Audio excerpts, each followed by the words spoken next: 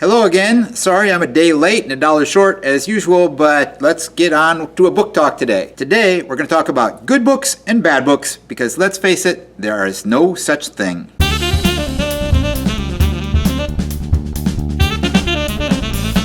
Why is there no such thing as a good book or a bad book? Because books are not good or bad in and of themselves. They're only good matches with the readers. You may love a book and think it's the greatest thing ever written and everyone should read it, but that's not the case. Another person will read that same book and find it boring or tedious or confusing, and books that they think are the greatest book of all time, you or I might find boring or tedious or confusing.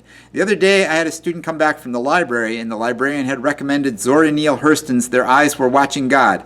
This is an important book. This is a great book by a great author, but it was a terrible match for the student who brought this book. For all of us, books are easiest to connect to when we have some connection with the story. Now, stronger readers, that connection can be fairly weak. You can overcome differences of time or differences of race or differences of socioeconomic circumstance, differences of your world that you live in.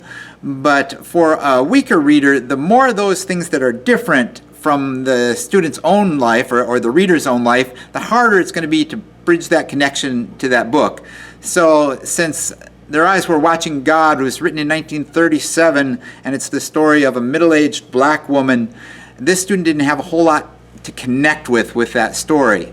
Hopefully when they get older and they can bridge those gaps and become a stronger reader, they might come back to that book, but at the moment it was not a good choice. Trying to find a good recommendation for books, even though I like to recommend books and I've talked about some in this series, now we'll talk about many more, to just suggest, here's a good book, you should read this, without knowing the person you're talking to is really a fool's game at best. You wouldn't go to a doctor and say, "Doctor, have any good medicine?" And just say, "Yeah, take these," if he doesn't know what's wrong with you or what you're looking for.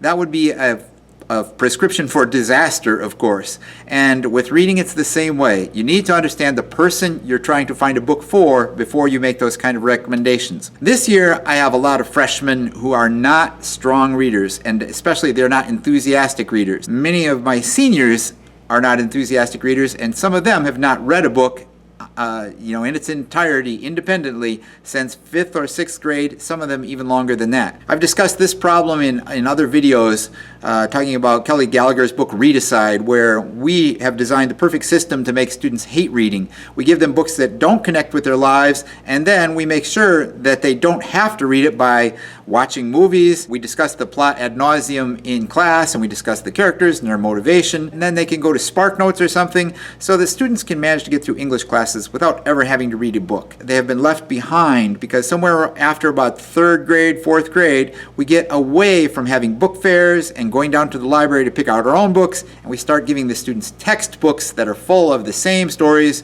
that the teacher read in their textbooks 20 years ago, and most of the stories were old then. That's a problem. For students who are not strong readers that are looking for something basic, I like a good series. Once they get through the first one, they go to the second one and it's a little more predictable. It's even easier to connect with and can help build that kind of enthusiasm because they recognize a lot of the characters.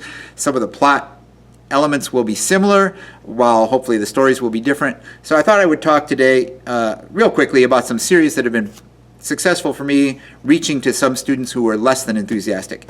Jeff Stone, the 5 Ancestors series. Gwendolyn Van Dranen's Sammy Keys series. That's a great series. I love this.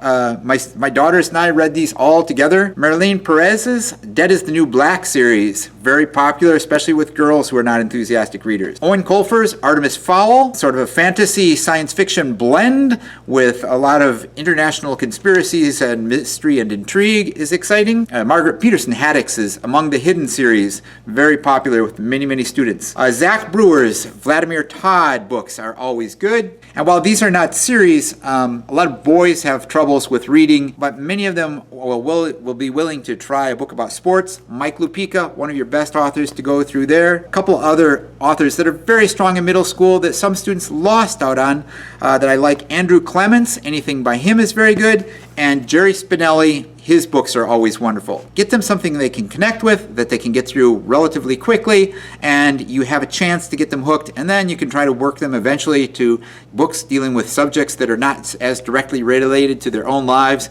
and one day they can see what Zora Neale Hurston had to say in Their Eyes Are Watching God. So the last word is that when you're trying to find a book, or more importantly, when you're trying to recommend a book, try to avoid making prescriptions without understanding the patient. Consider the person's reading ability, consider the person's tastes. How about you? Have you ever been recommended a book that someone promised was going to be just awesome and then turned out to be not your cup of tea? Let me know down in the comments. Till next time, don't forget to be awesome, keep reading, and I will talk to you again soon, hopefully.